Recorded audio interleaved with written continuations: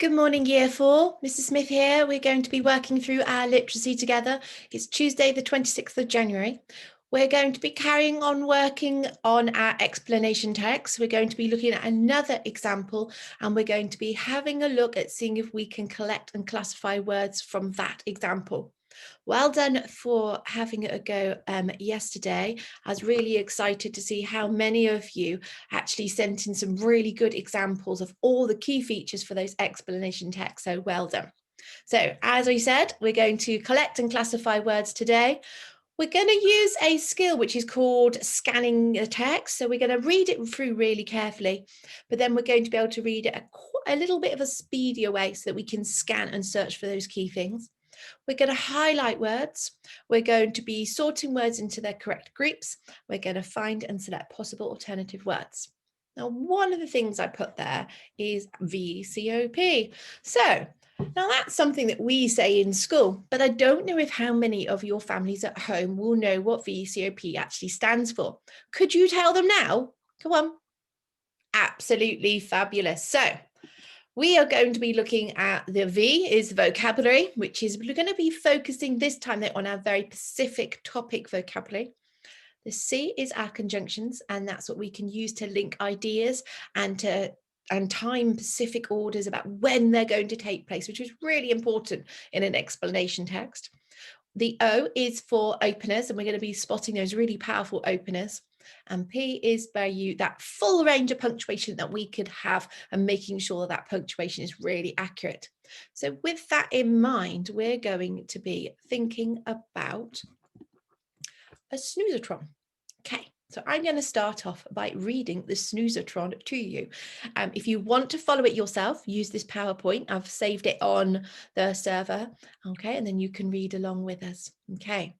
How can the snoozatron help you sleep? When Wallace is struggling to sleep, he activates his snoozatron device. This remarkable contraption will help any insomniac inventor return swiftly to the land of Nod. Would you like to know how it works? Then read on. How it works. Finding that he's wide awake in the middle of the night, Wallace pulls the big red lever next to his bed that activates the machine. Immediately, an alarm rings in Gromit's bedroom. As a result, his faithful assistant wakes up, retrieves a sheep costume from the wardrobe where it's kept, and puts it on.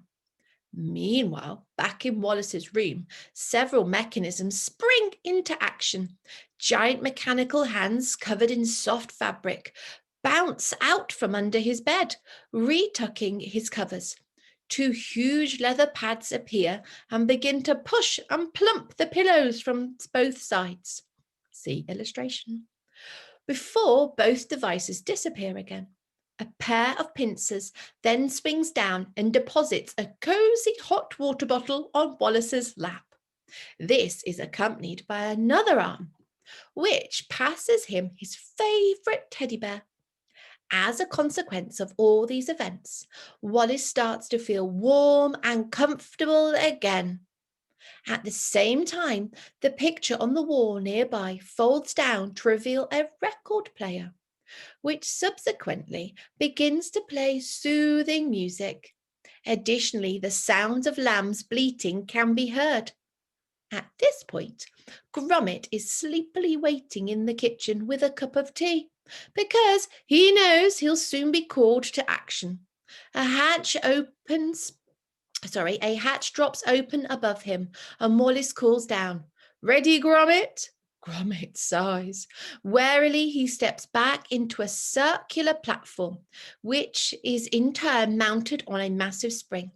Suddenly, he is catapulted through the hatch into Wallace's room and up past the end of the bed before falling back and rebounding on the platform. This final process is repeated over and over. Every time Gromit appears, Wallace counts 1, 2, 3, until he starts to feel sleepy again. The snoozatron can reliably bounce Gromit up to 9,999 times. Wow. That's a lot of jumps. Let's have a little look then. First of all, what features can you spot that you were listed yesterday and that you were sending in? What can I see? Can you tell me something about the title? Absolutely fabulous. So you've spotted the title, which is up here. So how can the Snoozatron help you sleep? Now, what's special about that title?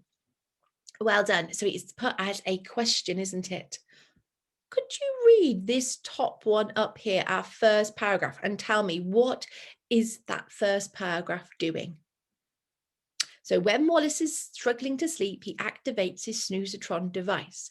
This remarkable contraption will help any insomniac inventor return swiftly to the land of Nod. Would you like to know how it works? Then read on. What is that actually doing? Well done. It's given us an introduction, isn't it? It's giving us a clue what the rest of this writing is going to be about. Okay, how has the text been organized? What organizational features have we got? Well done, those people that have just said you've got a subheading.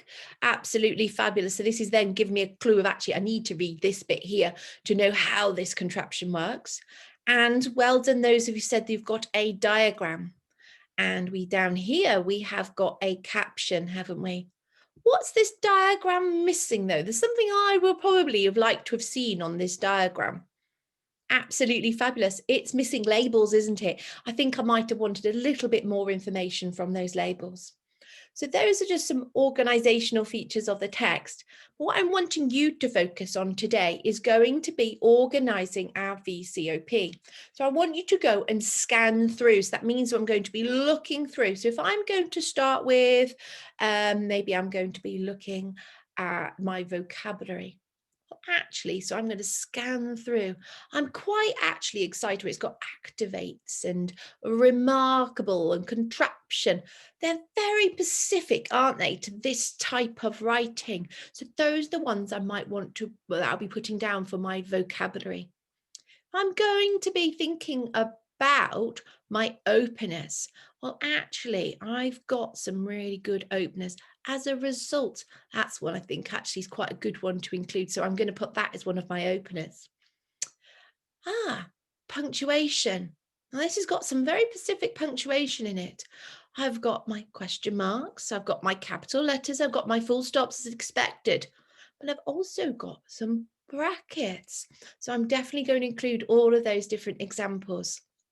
I'm then going to go look for my conjunctions. What can I find? Now remember, my conjunctions can also be at the start of a sentence.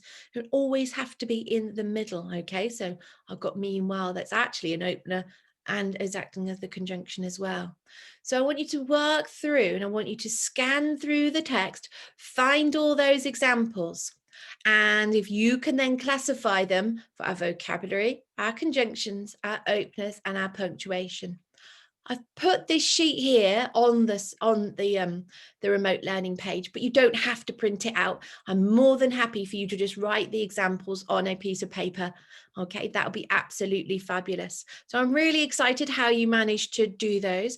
Don't lose that piece of paper. It's going to really help you as we build through the week. So once you've got your collection, make sure you keep it somewhere really, really safe because we will be referring to it and it's going to act as our word bank as we go through this week and next week. So make sure you look after it.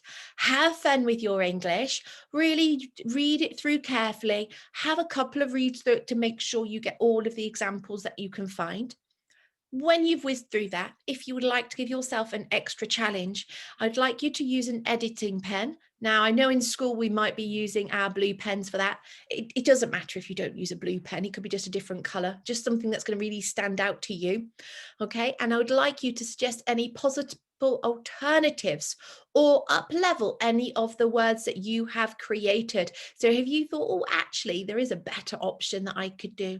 And remember, you could always use the thesaurus to help you do that. Now, you may not have a thesaurus at home, and that's absolutely fine, but there are lots of online versions, and that could be really helpful for you to start to use those as well. So I shall leave you there now. I'd like you to have fun with your literacy work today. See what you could find. Remember, the more times you read it through, I'm sure the more examples that you will be able to find. Bye.